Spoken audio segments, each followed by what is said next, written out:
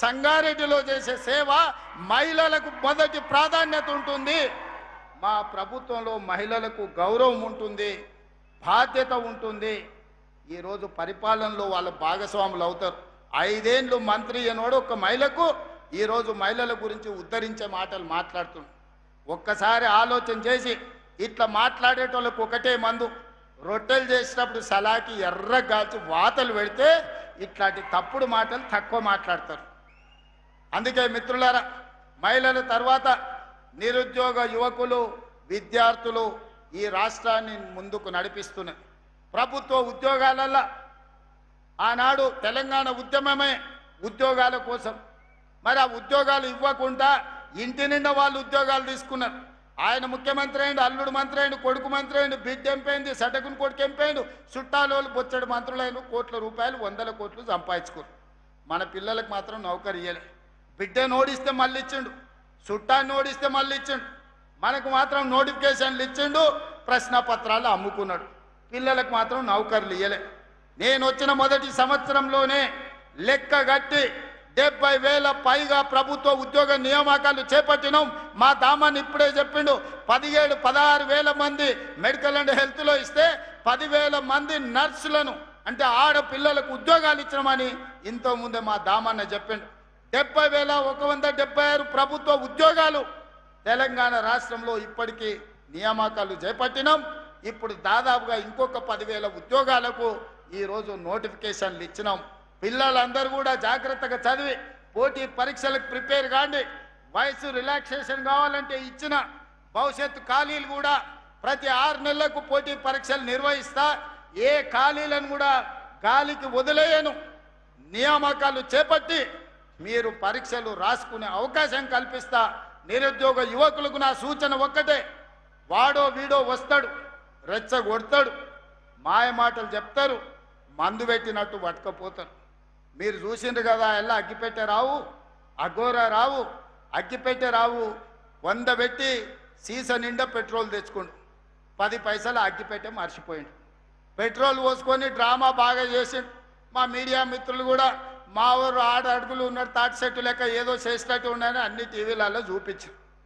పిల్లలు చూసి ఆవేశానికి లోనయ్యి శ్రీకాంతాచారితో మొదలు పెడితే కానిస్టేబుల్ కిష్టయ్య, ఈశాన్ రెడ్డి, వేణుగోపాల్ రెడ్డి, సురేష్ నాయక్ ఇట్లా చెప్పుకుంటూ పోతే 1,200 మంది పిల్లలు ఆత్మ బలిదానాలు చేసుకున్నారు. నిట్ట నిలువున తన తనువులను కాల్చుకొని తెలంగాణ రాష్ట్రాన్ని సాధించారు. మరి 100 రూపాయల పెట్రోల్ తెచ్చుకున్న చుట్టాలలో ఎవడన్నా అగ్గిపుల్లతోనన్నా చిన్న కాల్చుకున్నాడా? రెచ్చగొట్టి ప్రజల ప్రాణాలు తీసుకోవడంలో నెంబర్ 1. అందుకే ఈనాడు మళ్ళా పిల్లల్ని రెచ్చగొట్టాలి. కోల్పోయిన అధికారాన్ని సాధించుకోవాలంటే పిల్లల్ని రెచ్చగొట్టాలి. వాళ్ళు శవాలుగా మారాలి. ఆ శవాల్లోనే పునాదులుగా చేసుకొని అధికారంలోకి రావాలని కుట్రలు చేస్తున్నారు, పెట్టుబడులు పెడుతున్నారు. నేను మీ అన్నగా చెప్తున్నా, రేవంత్ అన్నగా మీకు మాట ఇస్తున్నా. మాట ఇస్తే మట్టిలో కలిసే వరకు మాట కోసం నిలబడే నాయకుడు ఎవరైనా ఉన్నారంటే ఇందిరాగాంధీ, సోనియా గాంధీ, రాహుల్ గాంధీ వాళ్ళ నాయకత్వంలో నేను, జగన్న, ఉత్తమన్న, మహేష్ గౌడ్ గారు కలిసి పనిచేస్తున్నాం. మీకు ఉద్యోగాలు ఇచ్చే బాధ్యత మాది, మిమ్మల్ని ఆదుకునే బాధ్యత మాది. దుర్మార్గులు, కుట్రదారులు మీ దగ్గరకు వస్తారు, ఉన్నవి లేనివి చెప్తారు. వాళ్ళ మాయలో పడకండి. వాళ్ళు మాయగాళ్ళు, మాయ లేడీ లాంటి వాళ్ళు. మనల్ని మభ్యపెట్టి మన ప్రాణాలను అధికారం కోసం వాడుకోవాలని చూస్తున్నారు. మీరు పోటీ పరీక్షలకు ప్రిపేర్ అవ్వండి. అన్ని పరీక్షలు నిర్వహించే బాధ్యత నాది. ఫీజు రియంబర్స్మెంట్ గురించి మాట్లాడుతున్నారు.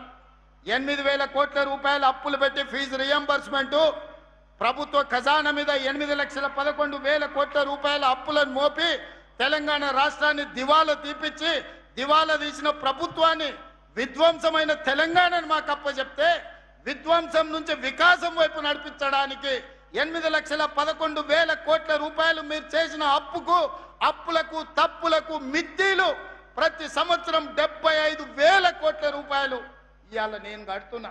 ఈ లెక్క నేను చెప్పింది కాదు, కాగ్ నివేదికలు చెప్తున్నాయి.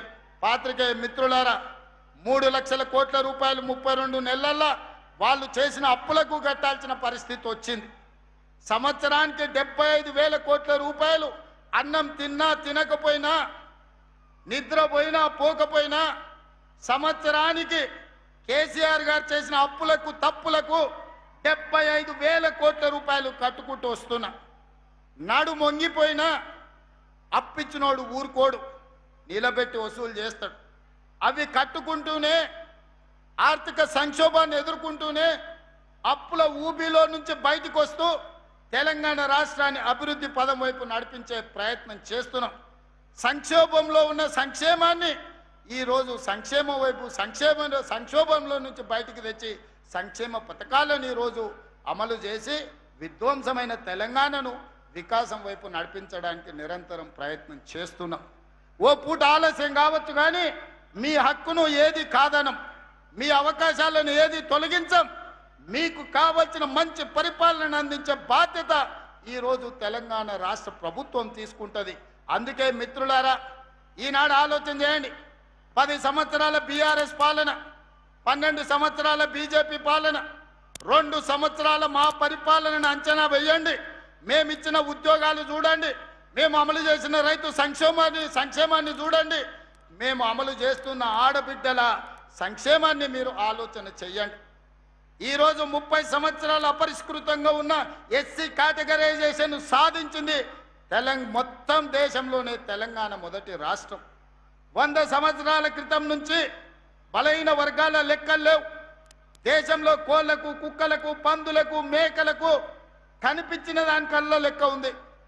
మా బలహీన వర్గాల సోదరులను లెక్క కట్టాలని ఎవ్వరికి కనికరం రాలే.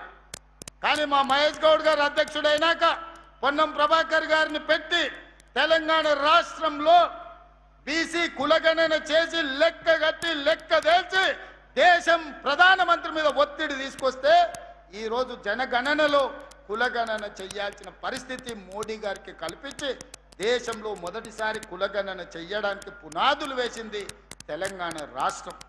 అందుకే రైతుల సంక్షేమమైన, ఆడబిడ్డల అభివృద్ధి అయినా, నిరుద్యోగ విద్యార్థుల ఉద్యోగ ఉపాధి అవకాశాలైనా, సామాజిక సమస్యలకు పరిష్కారమైన ఈనాడు మన ప్రభుత్వంలోనే మనమే సాధించుకున్నాం. ఈరోజు విధ్వంసం నుంచి వికాసం వైపు నడిపిస్తున్నాం. 2034 వరకు మీ ఆశీర్వాదం నిండుగా ఉండాలి. మనసు నిండా, గుండెల నిండా ఇందిరమ్మ రాజ్యం రావాలనే ఆకాంక్ష ఉండాలి. మీ ఆశీర్వాదం ఉంటే సాధించలేనిది ఏది లేదు. మీకు ఇచ్చిన ప్రతి మాట నిలబెట్టుకుంటామని చెప్పి నేను ఈ వేదిక మీద నుంచి విజ్ఞప్తి చేస్తున్నా. అన్ని కుట్రలు చేసిరు, కుతంత్రాలు చేసిరు, పన్నాగాలు వండిరు, టీవీలలో చూపించారు, సోషల్ మీడియాలో పెట్టారు. ఇక శాతం అయితలేదని నిన్నమన్న ఒక ఆయన పోయిండాయా, తమిళనాడు రాష్ట్రం పోయిండు, కర్ణాటక రాష్ట్రం పోయిండు.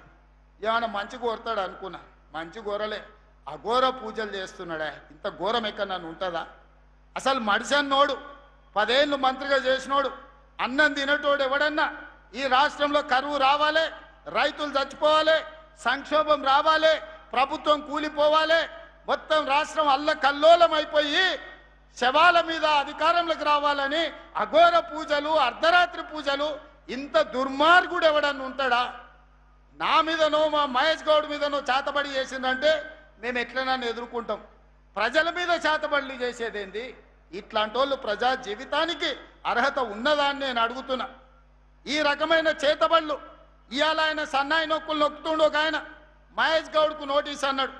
నేను సూటిగా అడుగుతున్న, మెదక్ గడ్డ మీద నుంచి మీరు బాత్రూమ్ పోయినా, చెట్టు కింద చెట్లకు పోయినా మీ సోషల్ మీడియాలో ఫోటోలు పెడతారు, వీడియోలు పెడతారు కదా. మీరు శివమొగ్గ గుళ్ళె పూజ చేస్తే ఎందుకు పెట్టలే? పోయినట్టు ఎందుకు చెప్పలే? కర్ణాటకలో, తమిళనాడులోనో నువ్వు పోయిన గుళ్ళకు పోయినట్టు నీ సోషల్ మీడియాలో కానీ లేకపోతే నీ దినచర్యలో ఎక్కడ కూడా ఎందుకు ప్రకటించలే? ఎందుకు రహస్యంగా ఉంచినావు? గుడికి పోతే దండం పెట్టుకుంటాం, గుడి బయటకు వచ్చి 4 మంచి ముట్లకు మాట్లాడతాం. మేము తిరుపతి పోయినా, శ్రీశైలం పోయినా, యాదగిరిగుట్ట పోయినా, రాజన్న సిరిసిల్ల పోయినా, సమ్మక్క సారలమ్మ పోయినా మీడియాను అందరిని పిలిచి దర్శనం చేసుకొని 10 కాలాల పాటు రాష్ట్రం సుభిక్షంగా ఉండాలని మేము విజ్ఞప్తి చేస్తాం. మరి నువ్వెందుకు శివమొగ్గ గుడికి పోయింది చెప్పలేదు? పిల్లి మొగ్గలు ఎందుకు వేస్తున్నావు? తమిళనాడులో ఏ గుడులకు పోయినావు నువ్వు? ఆ గుళ్ళల్లో జరిగే అఘోర పూజలేంటివి? నీకు పూజలు చేసిన పూజారులు ఎవరు, వాళ్ళ వివరాలు బయట పెట్టు. ఇవాళ బావ కోసం బామ్మార్ది దిగిండు. బామ్మార్ది మా బావ మంచి గుడికి పోయిండని చెప్పి పక్కన ప్రెస్ వాళ్ళకి అంటున్నాడ. ఈ కాంగ్రెస్ వాళ్ళకి తెలియదు, వాళ్ళ కోసం కాదు, మా మీద శాతపడి చేపించిన. అందుకే మా నాయన ఫామ్ హౌస్ల నుంచి బయటకు వస్తలేడు, అష్ట దిగ్బంధం చేసి శాతపడి చేశాని బామ్మార్ది పక్కన ఉన్న ప్రెస్ వాళ్ళకి చెప్తున్నాడు. వాళ్ళు వచ్చి మాకు చెప్తారు, గిదయ వీళ్ళ బుద్ధి, వీళ్ళ నీతి, వీళ్ళ జాతి. చివరికి అధికారం కోసం ఎంత దిగజారుతారంటే 4 కోట్ల తెలంగాణ ప్రజల మీద చేతబడి చేసి ఈ రోజు రాష్ట్రంలో సంక్షోభం తీసుకురావాలని వాళ్ళు ప్రయత్నం చేస్తే, మా చిత్తశుద్ధి, మా ప్రయత్నంలో లోపం లేదు కాబట్టే మానవ ప్రయత్నం తర్వాత దైవ సంకల్పం ఉండాలి, దేవుడి ఆశీర్వాదం ఉండాలి. ఎలినినో వచ్చిన సందర్భంలో ఎల్లంపల్లి నిండి ఈ రోజు గోదావరి నీళ్లు వరదలై పారుతున్నాయి, కృష్ణా నదిలో నీళ్లు వచ్చినాయంటే మా సంకల్పం గొప్పది, మాకు దేవుడు ఆశీర్వాదం ఉన్నది, మా ఆలోచనలు మంచివి కాబట్టే దైవ సంకల్పం మాకు తోడై తెలంగాణ రాష్ట్రాన్ని అభివృద్ధి పదం వైపు నడిపిస్తున్నాం. అందుకే మిత్రులారా, దేవుడి ఆశీర్వాదంతో పాటు మీరందరూ అండగా నిలబడాలి, మీ అందరి ఆశీర్వాదం ఉండాలి. మీ అభిమానంతో 2034 వరకు ఇందిరమ్మ రాజ్యం అధికారంలో ఉంటుంది. సంక్షేమ పథకాలను అమలు చేస్తాం, రాష్ట్రాన్ని అభివృద్ధి పదం వైపు నడిపిస్తాం, దేశంలోనే తెలంగాణని మొదటి రాష్ట్రంగా నిలబెడతాం. చివరగా ఒక్క మాట ముగించే ముందు ఆయన జగ్గన్న జర నిలబడా, జగ్గారెడ్డి గారు జర నిలబడమని జర గిట్ట ముందలుకురా. ఈయన మీ నాయకుడే కదా, నాకైతే ఫ్రెండు, నీకైతే నాయకుడు. ఈయన నాకు 30 ఏళ్ళ నుంచి దోస్తీన. ఈయన అప్పుడప్పుడు నేను నిలబడను, నేను అది కాదు, నేను ఇది కాదు అని ఏదేదో మాట్లాడుతున్నాడు. ఈయన నిలబడేది నిలబడంది నేను కానీ, మా మహేష్ గౌడ్ కానీ, మా ఉత్తమన్న కానీ నిర్ణయించాం. జగ్గారెడ్డి కూడా నిర్ణయించలేడు. జగ్గారెడ్డి నిలబడాలన్నా వద్దా, నిలబడితే యాడ నిలబడాలనో రాహుల్ గాంధీ డిసైడ్ చేస్తాడు. రాహుల్ గాంధీ డిసైడ్ చేస్తాడు. నేను కార్యకర్తలకు చెప్పదలుచుకున్నా, ఇంకోసారి జగ్గారెడ్డి నేను నిలబడతలేను, అది లేదు ఇది లేదంటే వారం రోజులు రూమ్ లేసి బంద్ పెట్టి అన్నం పెట్టకూరి. నిలబడేది నిలబడంది, నిలబడితే ఏడ నిలబడేది ఆయన చేతిలో లేదు, అది రాహుల్ గాంధీ గారు నిర్ణయిస్తాడు. ఆయన రాముడైతే ఈయన హనుమంతుడు, మీకు తెలుసు కదా. రాముడు ఆజ్ఞ హనుమంతుడు, గీత కూడా దాటాడు, చిన్న లైన్ కూడా దాటాడు. కాబట్టి మీరు అదృష్టవంతులు, ఒక రకంగా దురదృష్టవంతులు.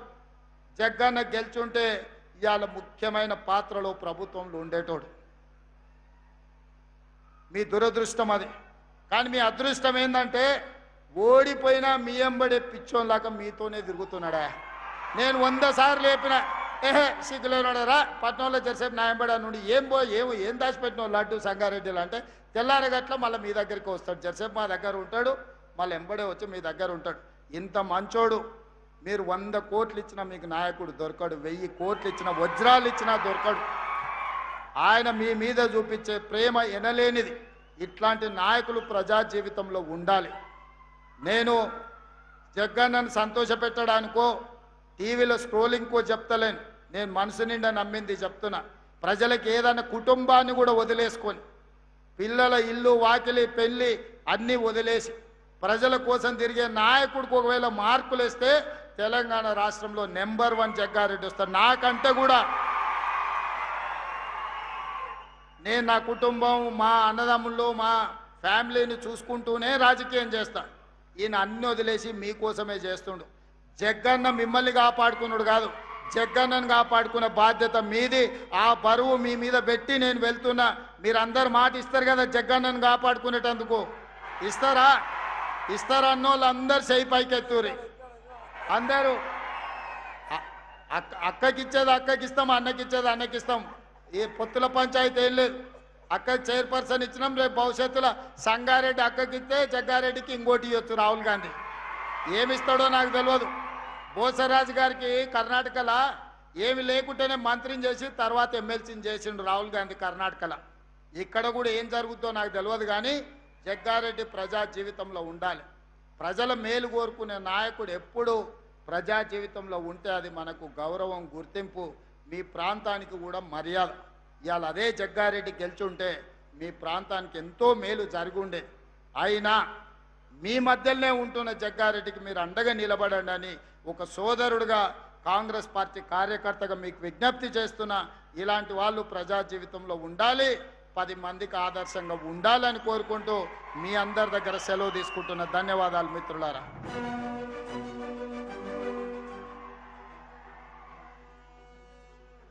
ఈ జాతీయ పండుగ వేళ గౌరవ ముఖ్యమంత్రి గారి చేతుల మీదుగా స్మార్ట్